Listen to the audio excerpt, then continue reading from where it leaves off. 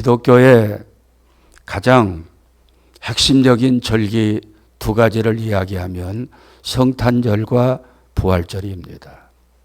물론 감사절도 있지만 감사절은 감사하는 절기지요. 그러나 부활절과 성탄절은 우리의 구원과 깊은 관련이 있는 명절입니다.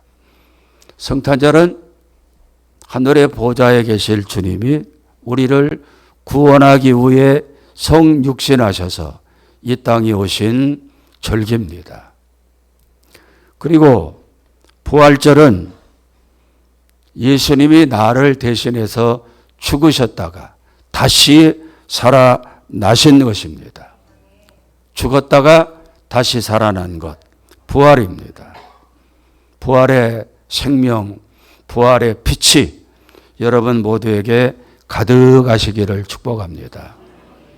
금년 부활절은 3월 31일입니다. 혹시 여러분 작년 부활절이 언제인지 아십니까?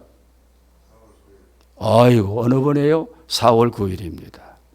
열흘 정도 차이가 나요. 성탄절은 12월 25일로 고정되어 있는데 부활절은 그때마다 다릅니다. 날짜가 달라요. 왜 이런 일이 벌어졌는가? 잘 한번 들어보세요. 서기 325년도에 로마 황제 콘스탄틴이, 이 사람은 11년 전에 서기 314년도에 기독교를 공인한 사람입니다.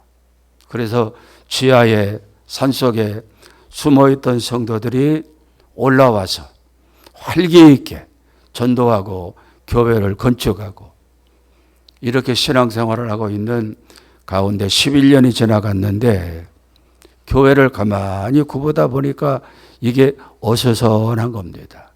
그래서 황제가 요즘으로 말하면 대통령이 교회 대표 목회자들을 초청한 것입니다. 교회 안에서 이런 일이 벌어졌으면 더 좋았는데 정치권자가 목사들을 소집해가지고 교회 안에 이런저런 어려운 일이 있는데 해결해야 되지 않느냐. 교회 대표들을 초청한다. 니케아로 오라. 니케아는 터키 북쪽에 있는 로마 황제의 여름 별장이었습니다. 거기에 전 세계에 흩어져 있는 교회 대표들, 주교들이 모여가지고 한 20일 가까이 쉬면서 회의를 합니다. 그 회의를 통해서 그동안의 모든 교회들이 중구난방으로 지키던 부활절 날짜를 정합니다. 어떻게 정하는가 하면 매년 춘분 지나고 찾아오는 첫 번째 보름달 지나고 첫 주일을 부활절로 지킨다. 이렇게 결정을 했어요. 그러니까 날짜가 들쑥날쑥 다를 수밖에 없는 거지요. 춘분은 3월 22일 아주 고정되어 있습니다. 그런데 보름달이 언제 떠오르냐? 보름달이 떠오르고 그리고 이어지는 첫 번째 주일이 부활절입니다. 이건 상식적으로 알아두면 참 여러 가지로 유용하게 쓸 수 있지요. 그래서 금년 부활절이 3월 30일이 되어진 것입니다. 대한민국 우리 한국 교회는 부활절과 깊은 관련을 가지고 있습니다. 왜냐하면 140년 전인 1885년 4월 5일 날 그날이 부활절이었습니다.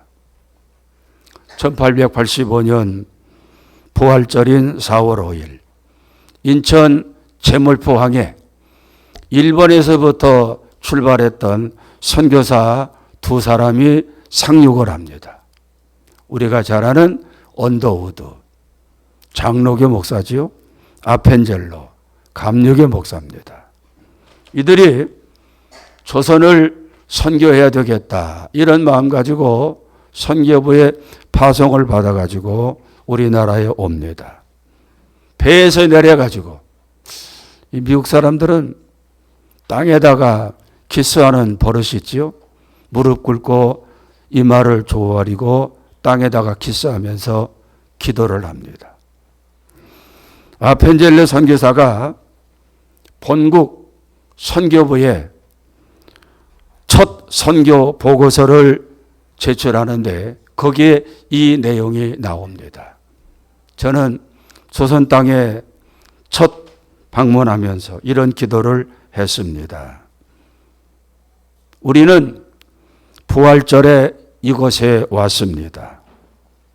사망의 철장을 부수고 부활하신 주님께서 가난과 무지의 결박을 끊어주시고 하나님의 자녀로 빛의 세계로 인도해 주시기를 기도합니다. 벽안의 선교사들 눈에 우리 조선의 첫인상이 가난과 무지였다는 것입니다. 가난과 무지. 그렇습니다. 조선말 이 땅은 소망도 없었고 백성들은 굶주렸고 무지했습니다. 여러분, 세상에서 가장 무서운 사람이 누군지 아십니까? 무지한 사람이 소신껏 사는 것입니다. 무식한 사람이 자기 소신껏 사는 것. 이런 사람처럼 무서운 사람이 없어요. 상종이 안 되는 것입니다. 선교사들 눈에 이 땅의 사람들이 무지해 보였고 가난하게 보였고, 그런데 140년이 지난 지금 이 땅은 어떻습니까? 어느 누구도 가난하다고 말하지 않습니다. 세계 경제 7위권, 8위권에 이 나라가 있습니다. 무지하다고 말하는 사람 없습니다. 문화를 선도하고 세계의 경제를 이끌어가면서 세계를 선도해가는 아름다운 나라로 이 민족이 세워졌습니다. 그동안에 농경사회가 산업화 사회로 변하고 민주화가 이루어지고 정부화가 이루어지고 지금은 로봇 시대를 선도하는 복된 나라가 된 것입니다. 이렇게 대한민국이 발전된 배경은 우리 교회의 심, 기독교의 심이 큰 공헌을 했다는 것을 전 세계가 인정하고 있는 것입니다. 여러분, 자부심을 가지고 신앙생활하세요. 한국 땅에 들어온 선교사들이 이 땅에서 선교할 때 세 가지 원칙이 있었습니다. 3대 원칙이지요. 마태복음 9장 35절에 나오는 예수님의 사역을 그대로 본다는 것입니다. 한번 읽어볼까요? 시작.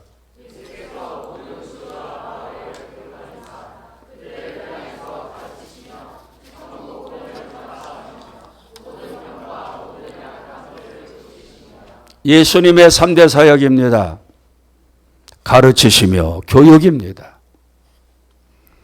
복음 전파하시며 전도와 선교입니다. 고쳐주시고 마음의 병, 영혼의 병, 육신의 병을 고쳐주십니다. 이것을 선교사들이 그대로 따라했습니다. 가르치기 위해서 학교를 세웁니다. 이화, 연희, 연세, 오산 다 선교사들이 세운 학교들입니다. 거기서 배움받은 사람들이 이 나라 선진사회를 건축하건 주역이 된 것입니다.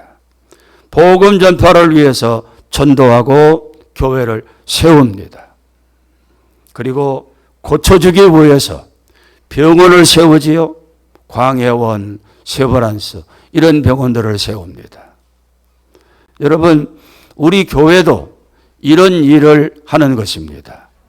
교회가 못하는 곳이냐 물어보면 이거 이야기해야 돼요. 가르치는 곳이다. 여러분, 가르침을 잘 따라 배우시기 바랍니다. 그래야 엉뚱한 데로 가지 않아요. 두 번째는 뭡니까? 복음 전도입니다. 전도, 선교입니다. 어저께 커피 전과가 처음 펼쳐졌습니다. 얼마나 제가 기뻐했는지 아십니까? 코로나 이전에 했던 일이 코로나 기간 동안에 중지되었습니다. 코로나 이전에 중지되었던 모든 것들이 다 회복되었는데 커피 전도만 안 되고 있었습니다. 그런데 금년에 새로 조직된 전도부를 중심으로 저의 마음을 알고 이 일을 준비하고 또 모이고 기도하면서 그리고 거기에 필요한 모든 자재들 뭐 가스레인지라든지 커피라든지 또 뭡니까? 이런 모든 것들을 자기들이 부담하면서 헌신하면서 어제 처음으로 커피 전도가 펼쳐졌습니다. 얼마나 마음이 기쁜지요. 부활절에 제게 주는 가장 큰 선물인 줄로 여겨집니다. 또 교회는 고치는 곳입니다. 마음의 병, 영혼의 병, 육신의 병, 치유되는 곳입니다. 오늘도 이런 치유가 이루어지기를 주의 이름으로 축복합니다. 할렐루야. 부활은 다시 살아나는 것입니다. 죽었던 것이 다시 살아나는 것입니다. 우리도 이렇게 다시 살아날 수 있어야 될 것입니다. 왜 예수님이 죽으시고 고난받고 십자가에서 죽으셨습니까? 누구 때문에? 바로 나 때문입니다. 다 같이 한번 자기를 가리키면서 저 때문입니다. 이런 고백이 우리 가슴 깊은 곳에서 나와야 돼요. 내가 어떻기에, 내가 어떤 모습이었기에 주님이 나 때문에 고난받고 죽었던 것입니까?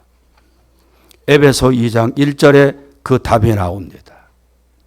그는 허물과 죄로 죽었던 너희를 살리셨느니라. 할렐루야.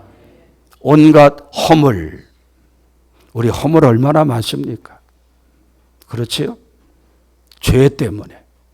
죄는 뭡니까? 하말타노라 그랬습니다. 빗나간 화살이에요. 화살이 목표를 향해서 직전하고 거기에 꽂혀야 되는데 이 화살이 엉뚱한 방향으로 가는 것입니다. 그게 죄라 그랬습니다. 여러분, 내 생각이, 내 삶의 방향이 엉뚱한 데로 가고 있는 것은 아닙니까? 그런 것 때문에 주님이 십자가 지신 것입니다. 3절에 보니까 3절에 뭐라고 말합니까? 다 같이 읽어봅니다. 3절 시작. 전에는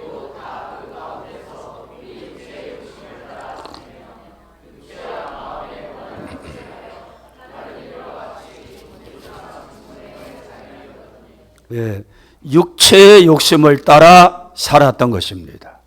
몸이 원하는 대로, 몸이 하고 싶은 대로 그렇게 살았고 또 육체와 마음이 원하는 것을 했고 그래서 우리는 본질상 하나님의 본질상 진노의 자식이었다는 것입니다. 우리는 본질상 진노의 자식이었어요. 이런 나를 허물과 죄에서 건져주시고 구해주시기 위해서 고난받고 십자가 지신 것입니다. 믿으면 아멘. 그러면 내가 해야 될 일이 무엇입니까? 예수님은 허물과 죄로 죽어야 되는 나를 위해 고난받고 십자가 졌는데 내가 해야 될 일이 뭡니까? 두 가지예요. 회개하는 것이고 회개하는 것입니다. 회개하는 것입니다. 두 번째는 그 주님을 내 마음의 주인으로 영접하는 것입니다. 요한복음 1장 12절에 보니까 뭐라고 말합니까? 영접하는 자. 그 이름을 믿는 자에게는 하나님의 자녀가 되는 권세를 주셨다. 영접하는 자. 모셔드리는 것입니다. 여러분 마음의 주인이 누굽니까? 생각의 주인이 누굽니까? 내가 아닙니까? 나요. 내 이름 석자가 소중하고 내 계획이 소중하고 내 마음의 중심에서 나를 주관하는 이 나를 빼버리고 거기에 주님을 모셔드리는 것입니다. 그리할 때 새로운 세계가 열려요. 그리할 때 부활의 역사가 우리 가운데 펼쳐지는 것입니다. 우리는 그런 생각을, 그런 고백을 해야 됩니다. 주님, 내 생각 속에 오시옵소서. 주님, 내 마음에, 내 영혼에 오시고 내 육체에도 오시옵소서. 나를 지배하시고 나를 이끄시옵소서. 할렐루야. 이것이 바로 부활입니다. 이것이 바로 부활의 새 생명입니다. 예수님은 이 땅에 계실 때 장례식 설교를 해본 적이 없어요.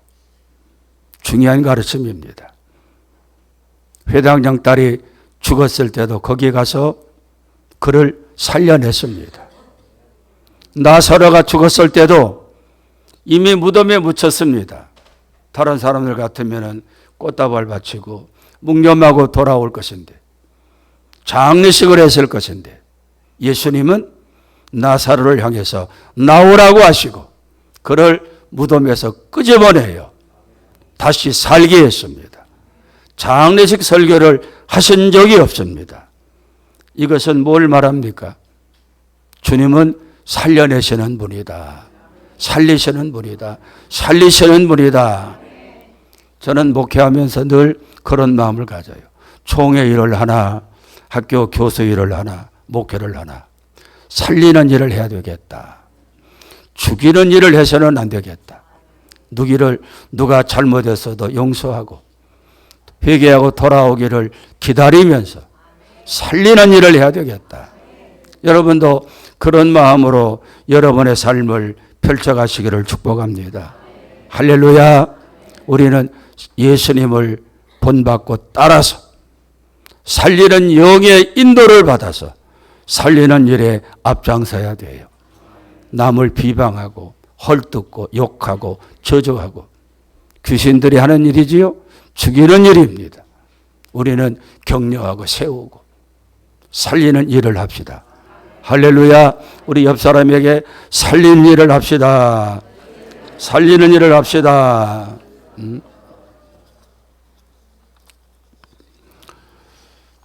요나서에 보면 요나가 하나님 앞에 거역하고 불순종하다가 큰 물고기에 갇히게 됩니다. 사람들은 고래라고 말하지만 고래는 입의 구조가 그런 사람만큼 큰 물건을 삼킬 수가 없다고 그래요. 큰 물고기를 준비해서 요나가 그 속에 갇히게 됩니다. 그 이유는 하나님을 거역하고 불순종하다가 니느웨로 가서 복음 전하라 이 명령을 어긴 것입니다. 물고기 뱃속에 갇혀보니까 답답하거든요. 무덤처럼 침침하고 어둡습니다. 내가 지금 죽는 자리에 와 있는 것은 아닌가. 불안하고 답답하고 두려워요. 내가 이러다가 죽는 거 아닌가. 그 속에서 하나님을 발견합니다. 십자가의 주님을 발견합니다. 그리고 그 주님을 보여잡고 뜨겁게 회개합니다. 하나님이 그 회개의 눈물을 보셨습니다. 그리고는 물고기 뱃속에서 그를 토하게 하십니다. 새 생명으로 부활된 것입니다. 요나는 부활의 은총을 가지고 하나님의 명령을 따라 니느웨로 가서 복음을 전파합니다. 여러분, 혹시 여러분이 앉아있는 자리가 물고기 뱃속은 아닙니까? 아니, 무덤이 아닙니까? 무덤. 소망이 없어요. 어둡습니다. 조금 있으면은 썩는 냄새가 나요. 여러분의 삶을 한번 점검해 보시기 바랍니다. 내 영혼이 무덤처럼 어둡고 소망도 없고 귀신들이 내 마음을 들락날락거리고 내 환경이 무덤과 같고 소망도 없고 미래도 없고 우리 자녀들이 혹시 그런 것 아닙니까? 왜 그렇습니까? 우리 삶이 왜 무덤입니까? 하나님과 멀어졌기 때문에, 요나처럼 불순종했기 때문에 그 물고기 뱃속 같은 무덤에 우리가 갇힌 것은 아닙니까? 오늘 예수님처럼 그 무덤에서 나오는 은혜가 임하기를 주의 이름으로 축복합니다.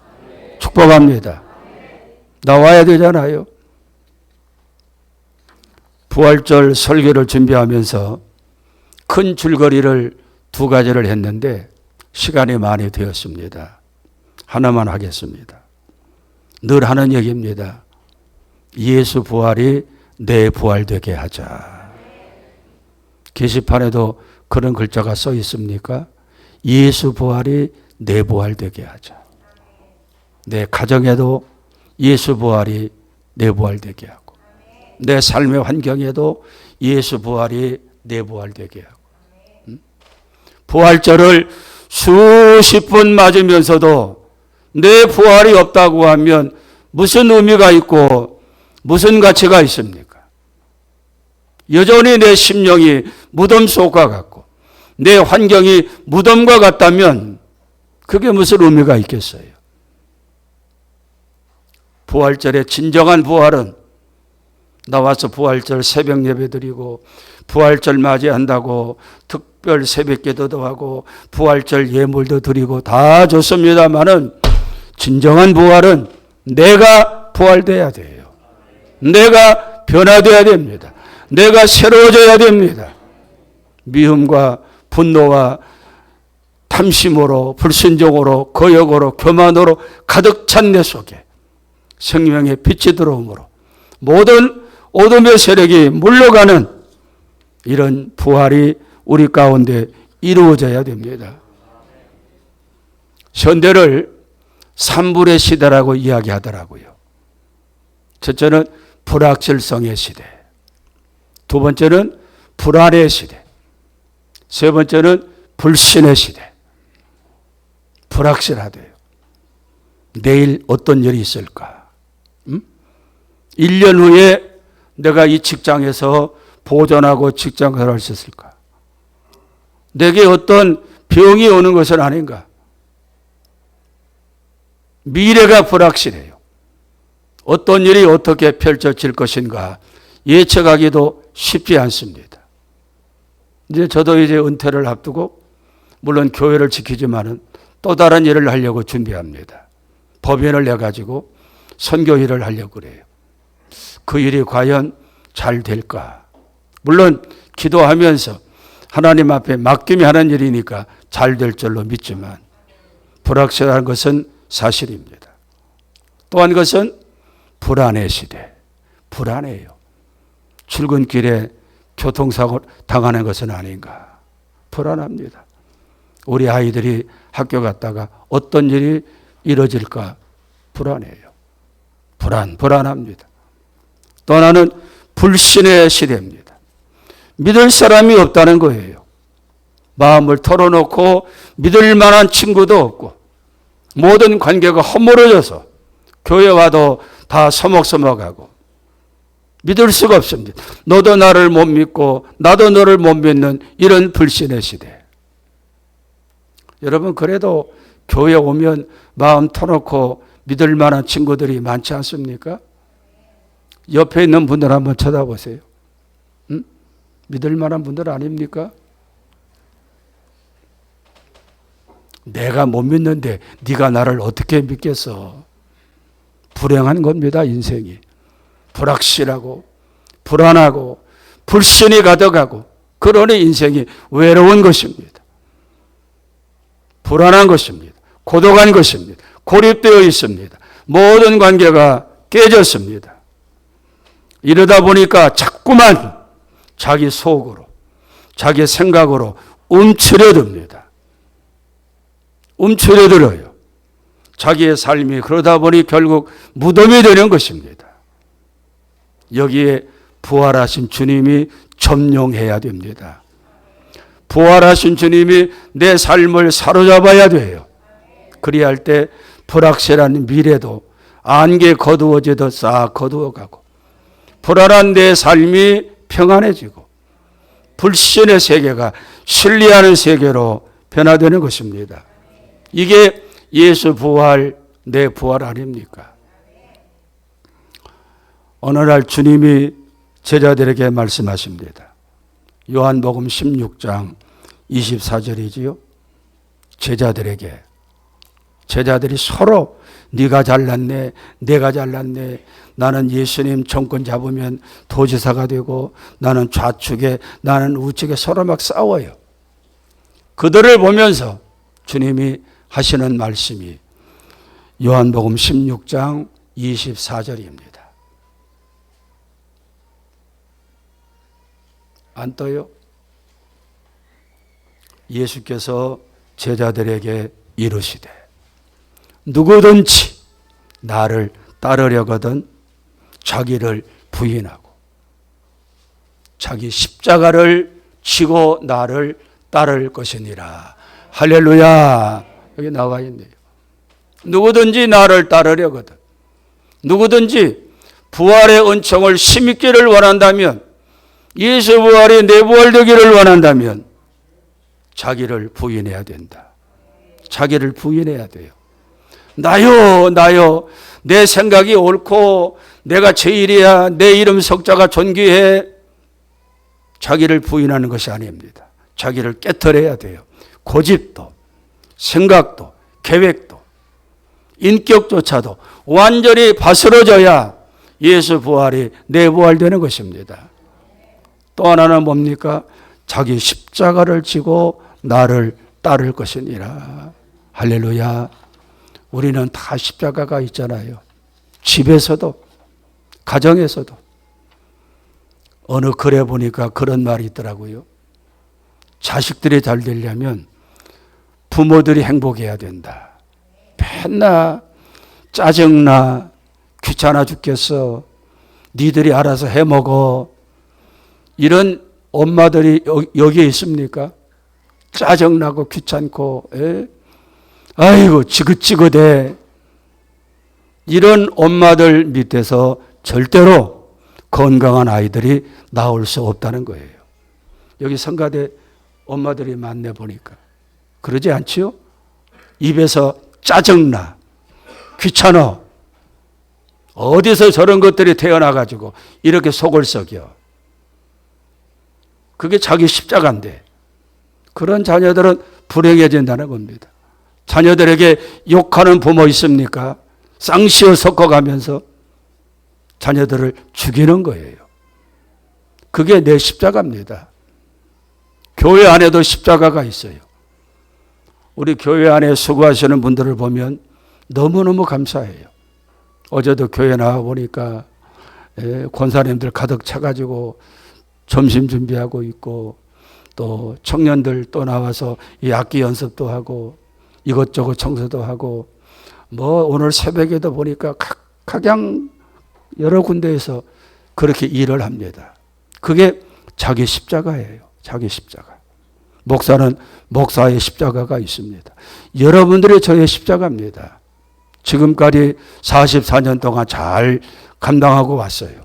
끝까지 감당할 수 있도록 여러분들이 힘을 실어주시기 바랍니다.